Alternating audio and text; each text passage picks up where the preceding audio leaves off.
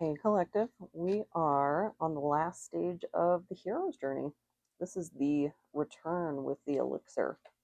So we've gotten through all the other 11 stages of the hero's journey, and now we're headed back towards the ordinary world where we started with, but completely changed from whence we came.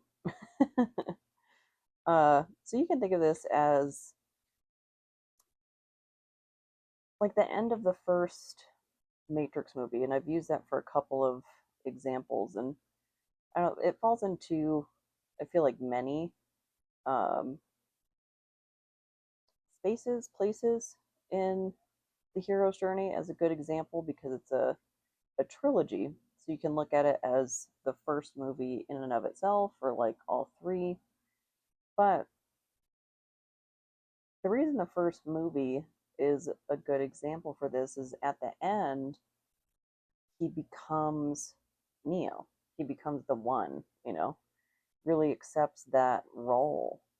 And that's really what's characteristic of the return with the elixir is that he's going back to his world, to Zion, with, completely changed, an entirely different perspective, the ability to fly, to manipulate things, just a completely different way to interact with the Matrix. And so for this stage, it's actually Aries that is a good fit for this. This is where everything landed when I rotated the wheel. And I want to examine this with the Emperor reversed because that's the position it was in the deck here. And the reason for that is,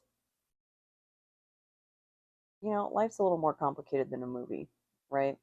And so on this journey back to the ordinary world where we're coming back changed, we might have some reservations on what that means for us, for the people that we'll be interacting with when we get back, if we'll be accepted or not, maybe some imposter syndrome. So let's get into it. So we've got the Game of Thrones tarot here, and I want to see what the core issue is with the self as we prepare to head back home, essentially. Because I'm looking at this as we're not quite home yet. We're on the way there. So this is almost like a choice point in and of itself. If we want to stay on the wheel and go back to the ordinary world, or if we want to completely veer off. So we've got the Four of Cups and the Nine of Coins. So some apathy, maybe some disillusionment with the choices or choice we're being presented if we maybe can only see one. Because Sansa's looking over at just the one cup over here, but there's three more in the foreground that she's not paying attention to. So maybe we're not seeing every option available to us. And like I was saying, Nine of Coins, that's an independence card. We might be choosing to go our own way. Because who knows what we've been through in the previous 11 stages in our respective stories. In an ideal world, in a movie, you know, you want to see that acceptance when you get back. That's what makes a good story, right? That's what makes a good movie.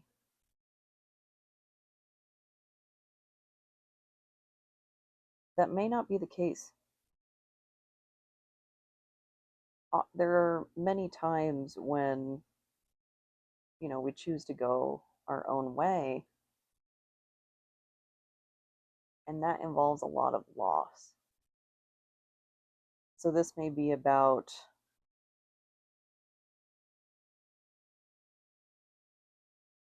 tempering our expectations on that return so it doesn't lead to disappointment.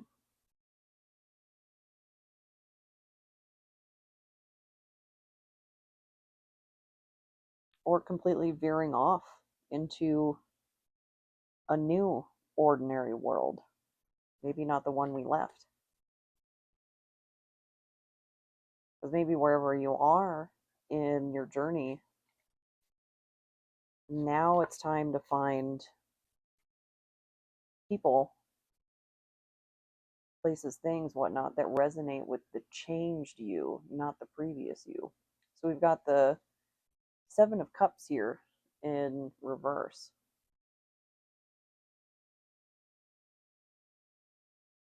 You can look at this a few different ways. Being in reverse, any of the cups, that's like the contents of the cup being dumped out, and this being the card of illusion, it's like we can see everything on the table. So maybe that's the choice here. Hey, gets in. Good morning. That we've got to choose which way we're going as we head back towards the ordinary world. Like we may have set out towards one destination, but now that we're, on the boat, out at sea, waiting for that long journey, just that liminal phase to end, maybe we're questioning where we're headed. So normally I look at the hero's journey as like this would be the shadow side, this would be the ego side, whatnot. But I want to see how these paths diverge. Get one on the right here.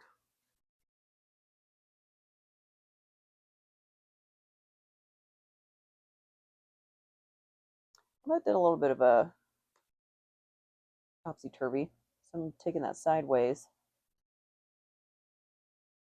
Six of Swords.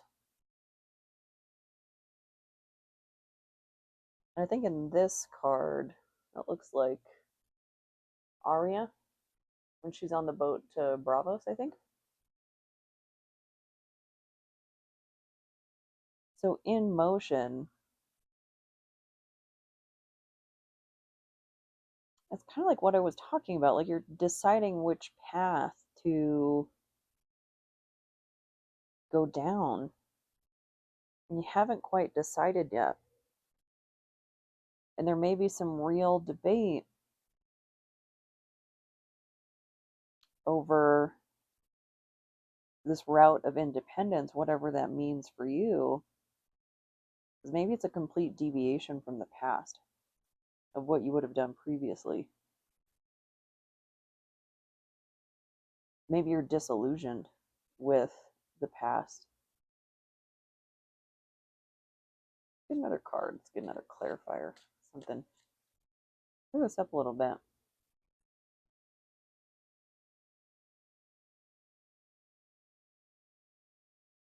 What's got us twisted around? The Star in reverse.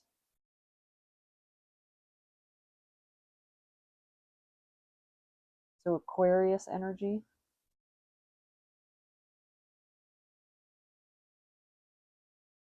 That could be the shadow expression.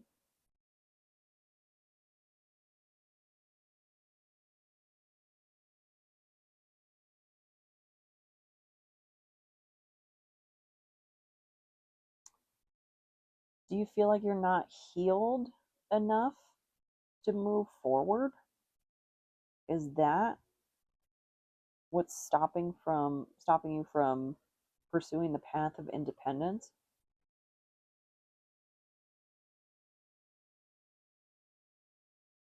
And this path of independence could mean numerous things. This could be self-employment. This could be parting from a relationship, parting from a friendship,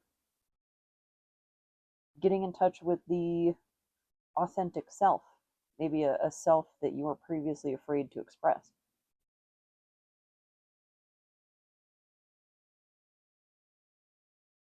There's something over here that's like holding it back, though.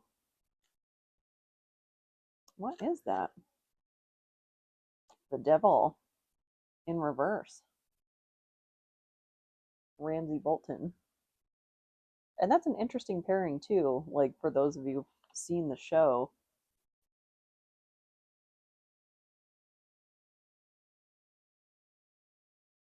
it could be trauma from the past that kind of has you anchored to it. I want to see. This is the Oracle of the Radiant Sun.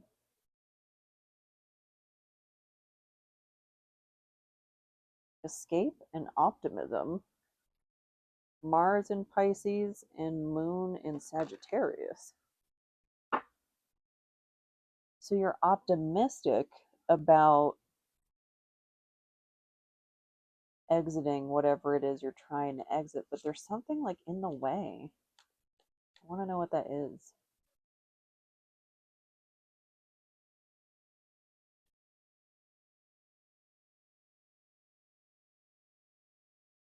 Let's see. What's this block? Oh. Achievement in reverse. I don't put this in reverse, these cards. These are all, apparently except for this one, upright. So this feels like a very poignant message. And this is Sun in Capricorn. So we've got double Capricorn here.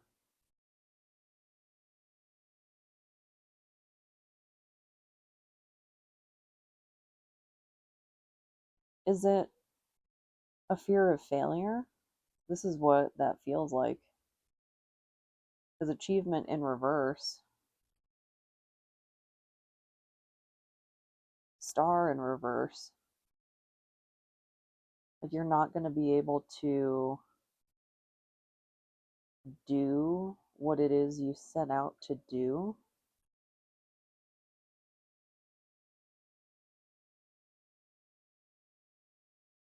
Hmm. So that seems like it's the anchor and the desire. Like there's a lot of fear, uncertainty over here. So let's see what's going on with the disillusioned path. If we, I suppose, head towards the ordinary world that we left behind.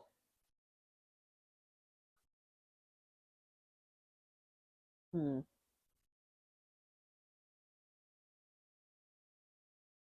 So, not all hero's journeys and so forth are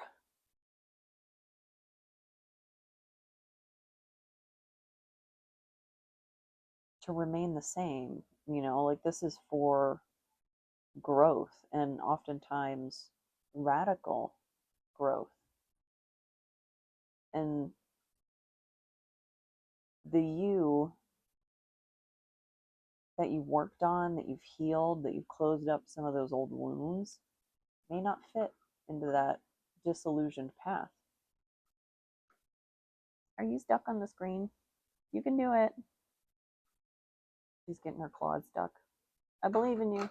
There you go. We've got the Ace of Spears here. This is over in Martel's spear. So we know how that ended. Uh,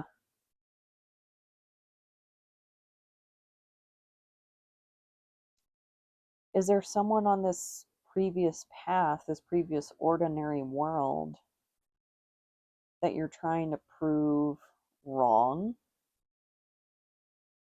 Or get them to like treat you better, something like that? like maybe you set out on this hero's journey with an idea, a goal in your head, but as it's developed, it's required you to change tact. And if you don't, if you just stick to that, like, he's very egotistical. If you stick to that bullheaded attitude, well, may not go so well. Let's get another card. Let's see. Maybe what is this previous path about? Eight of Spears. A lot of wand energy. Fire. And this is messages. Things coming in fast. And fast travel.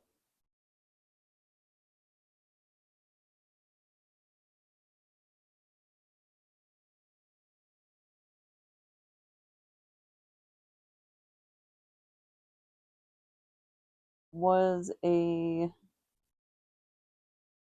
decision made in haste? Because that really does remind me of like Oberyn Martell's storyline, that he got caught up in the showboating. Like he thought he had it in the bag too fast.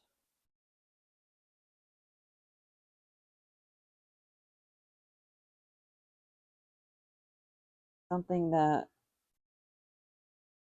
made you let your guard down? Someone? Need another. Let's see. Knight of Cups. False offer of emotion.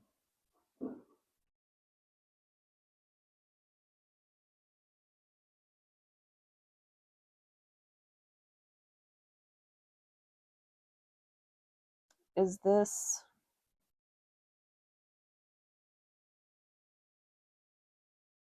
someone you thought you could trust? Maybe someone that manipulated you in some way, manipulated your emotions?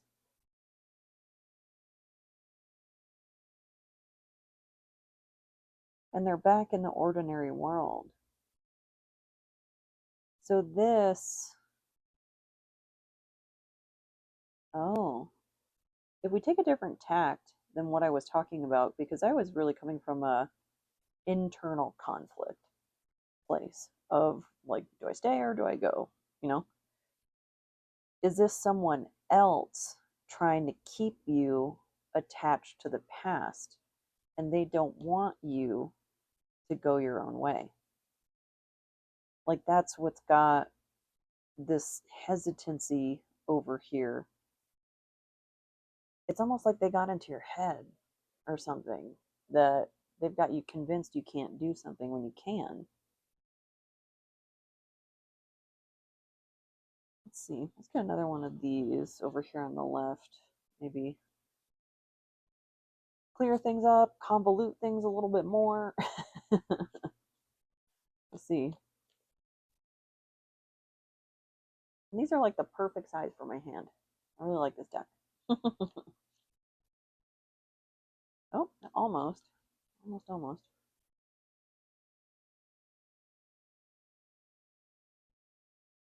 This is going to be a busy spread. Let's see. And this feels guarded on the left. Like, this energy doesn't want to be seen. Like, Oberyn Martell was the Viper, you know, the Red Viper, like very showboaty. Oh, there we go. In your face, like very brazen, doesn't mince his words. But His real enemy was Tywin Lannister, which he never made it truly face to face with. Like, Tywin was a level removed from Oberyn. And because he got so caught up in his personal vendetta, he wasn't looking at the bigger picture of strategizing, like seeing the full chessboard, and fell to the mountain. So we've got criticism and fulfillment. Mars in Virgo and Saturn in Sagittarius.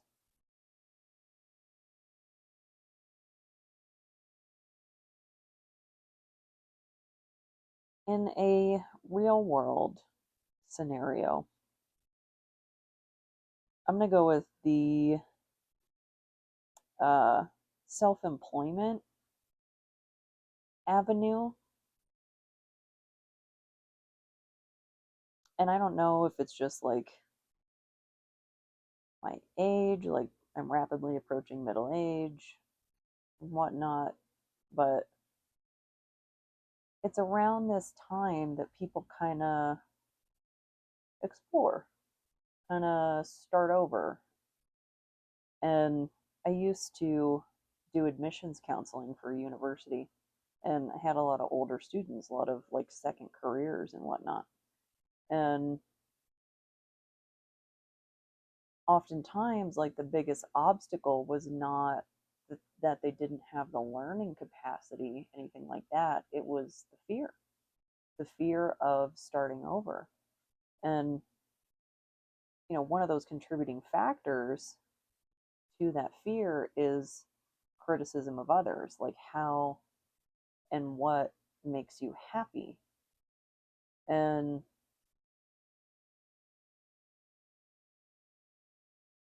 like I can see arguments on both sides. Like people may argue for the standard, cookie cutter 9 to 5 hamster wheel life because of the stability. But that might just be eating you alive. Like, yes, it's stable, and yes, it provides the necessary things. Hey, kitchen, don't get stuck again, please. uh, and you need fulfillment. Like, stability in and of itself isn't enough. It's like an and condition. I need fulfillment and stability. And people may criticize you for,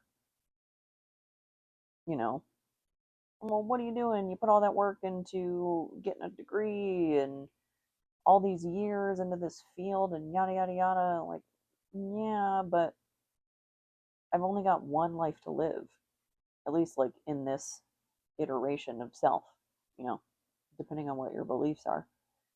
But the me as I know me right now, I have this lifetime, and I don't want to do just one thing.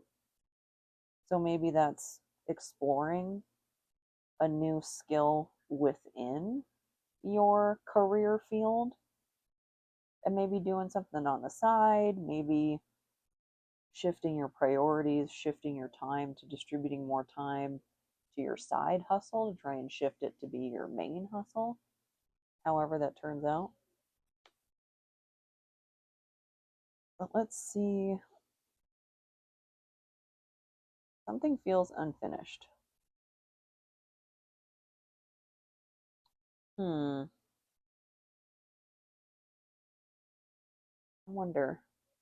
This is the archetype deck by Carolyn Mice.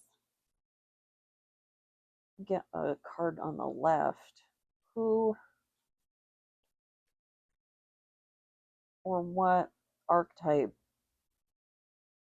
is contributing to this fear or anchor? So we've got the engineer, and it came out reverse, so shadow. Reliance on mechanistic solutions without regard for emotional consequences. Okay, so you may have someone, yourself or otherwise, in your energy that is highly critical of creative endeavors.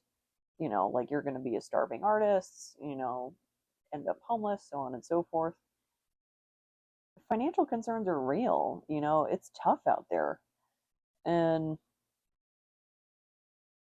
there very well may be a need to balance a day job and a side hustle in order to pursue your passion for however long it takes to shift that into your main gig, if that's what you want to do, or if you just want to keep it as the side thing or something you don't, you know, monetize at all and just pursue it as the passion.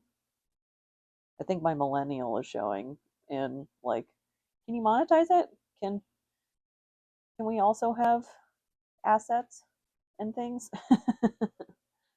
Can we have some prosperity too? The amount of work that we're having to do to achieve that is outrageous. Uh, this conflict here, though, the devil and the star, but both of these are in reverse. I'm not reading this devil energy as like the devil energy has been relieved. This is almost like a shrouded devil, is what this feels like someone, whether it's an inner critic, an outer critic, so forth, that's trying to convince you that no, you are not going to be successful at whatever it is. Like this really reminds me of like a hypercritical parent, one that would, I mean, yeah, sure, they'll listen to you talk, but really, it, no, there was no like comprehension or anything happening, like seeing your side of things. It was just not speaking while you speak to come across polite when that is not what's happening. Oh, hey, look, the father card. What do you know? And it came out reverse. So, shadow attributes, dictatorial control, and abuse of authority. So, I think that backs up what I was saying. Um, this could, literally be your father. This could be that internal, the archetype. Uh, and if you're into like the IFS therapy, the internal family systems, like integrating the different parts, and I'm not super familiar with that. And if that has like the father archetype component, but that idea is coming to mind that maybe there's a relic from the past that kind of has created a schism that needs to be integrated in believing in yourself. Like there may not be any active criticism coming to you. It might just be a limiting belief that this is too far fetched. Like, no way. Like, yeah, some people get lucky, but not me. That could be what is holding you back from your nine of coins, from following that path to the new ordinary world, not to the previous one. So I think this is really up to you to discern where you are, but it feels like a choice point, which is not often where like a hero's journey would end in a movie or something, but it just seems like we're at a crossroads as we come to the end of whatever cycle it is that we're going through, whether that's a job that's run its course, or a relationship or friendship that's run its course. Like if you are dealing with what was the term? Ambivalent friendships was something I heard recently on the Mel Robbins podcast. Um, one of the recent episodes as to when this was filmed and posted, I think. I don't know if those are confirmation sirens or not, but the gal, she was talking about how it's not bad relationships or good relationships that take the majority of our energy. It's ambivalent ones. It's the ones that, like, well, we've been friends for so long, like, but I'm exhausted. Should I cancel? Should I go? Like, but I've known them for so long. And then, like, you spend all this mental energy debating whether or not you should be, like, participating in this friendship that has kind of gotten to an obligatory point, not necessarily an enjoyment point. And it just takes so much energy, like, maintaining that. I almost want to use the word facade. Like, it's not like you mean ill or anything, like you're being malicious. It's just, it's hard to admit when friendships have run their course, especially if there's been no major, like, blowout fight or something, or like you didn't move across country or whatever. It just kind of paths, two paths diverged in the woods, Robert Frost, I think that was. Yeah, thank you, kitten. Thank you. She says it was Robert Frost, so if it's wrong, blame my cat. We blame you, kitten, and your literary prowess. Yeah. But let's get a song and we'll wrap this up. And this concludes the Major Arcana Hero's Journey series. And the next roundabout of this, I'll be doing a minor arcana to kind of dig a little bit deeper into that layer, because the major arcana are the overarching themes, like archetypes and whatnot. And if you think of things in archetypal tarot terms, the four suits, like the cups, the swords, etc., they fall into the four cognitive functions of, like, the Myers-Briggs personality test, like the INFJ stuff. And we've got middle of the night, Ellie Doohy. I still have not learned how to pronounce her name properly. I apologize. I think it's because I listened to that pop punk, the Loveless version, cover rather. I'm trying to think of the lyrics. Just call my name. I'm yours to tame.